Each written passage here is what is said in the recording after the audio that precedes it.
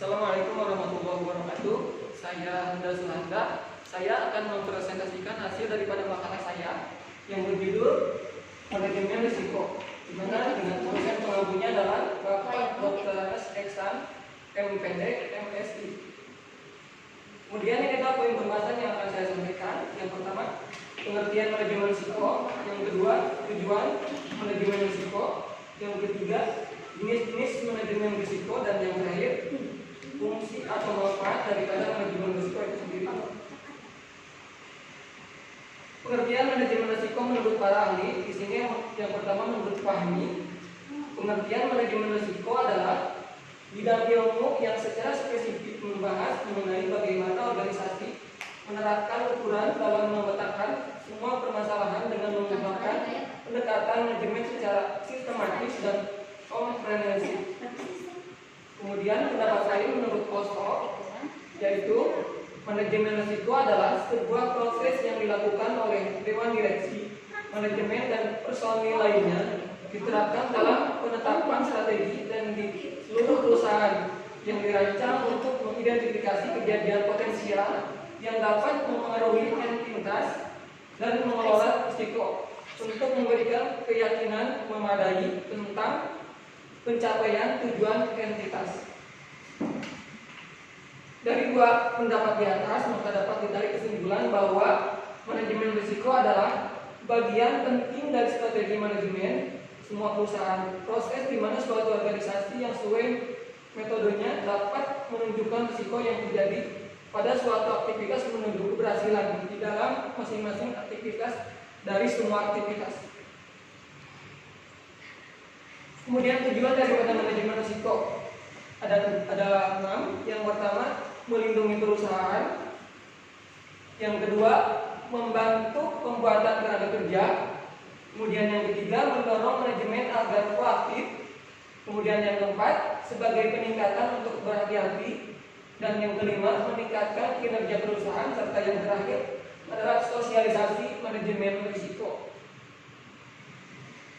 Kemudian jenis-jenis manajemen risiko ada 4, yaitu yang pertama manajemen risiko operasional. Manajemen ini berkaitan dengan risiko yang timbul akibat gagal fungsi proses internal, misalnya karena human error, kegagalan sistem, faktor luar seperti bencana alam dan lain sebagainya.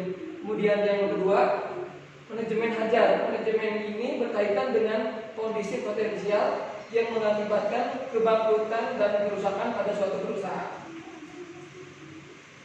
Kemudian yang ketiga adalah manajemen risiko finansial. Manajemen risiko finansial yaitu upaya pengawasan risiko dan perlindungan hak milik, keuntungan, harta dan aset sebuah badan usaha. Pada prakteknya, proses pengelolaan risiko ini meliputi identifikasi, evaluasi dan melakukan pengendalian risiko bila ditemukan hal yang mengancam keberlangsungan suatu organisasi. Manajemen ini sangat penting karena ini merupakan salah satu sumber daya perusahaan. Karena itu, seorang akuntan harus benar-benar mempertimbangkan berbagai risiko lainnya yang berhubungan dengan keuangan. Misalnya seperti risiko likuiditas, kemudian pasar, kredit, regulasi, risiko pajak, serta risiko akuntansi dan lain sebagainya. Kemudian yang keempat adalah manajemen risiko strategis. Manajemen ini berkaitan dengan pengambilan keputusan. Risiko yang biasanya muncul adalah kondisi tak terduga yang mengurangi kemampuan pelaku bisnis untuk menjalankan strategi yang direncanakan. Dalam hal ini, beberapa faktor seperti risiko operasi, risiko aset impairment, risiko kompetitif atau bahkan risiko tensi. Kemudian fungsi manajemen risiko. Menurut Knopf pada tahun 1996 adalah yang pertama, berguna untuk mengambil keputusan dalam menangani masalah yang rumit. Yang kedua, memudahkan estimasi biaya. Yang ketiga, memberikan pendapat dan intuisi dalam pembuatan keputusan yang dihasilkan dalam cara yang benar. Yang keempat, memungkinkan bagi para pembuat keputusan untuk menghadapi risiko dan ketidakpastian dalam keadaan yang nyata. Kemudian yang keenam, memungkinkan bagi para pembuat keputusan untuk memutuskan berapa banyak informasi yang dibutuhkan dalam menyelesaikan suatu masalah. Kemudian yang ketujuh, melanjutkan pertumbuhan perusahaan. Yang kedelapan, menyediakan pedoman untuk membantu perusahaan perumusan masalah dalam suatu perusahaan. Kemudian yang kesembilan adalah menstabilkan pendapat perusahaan.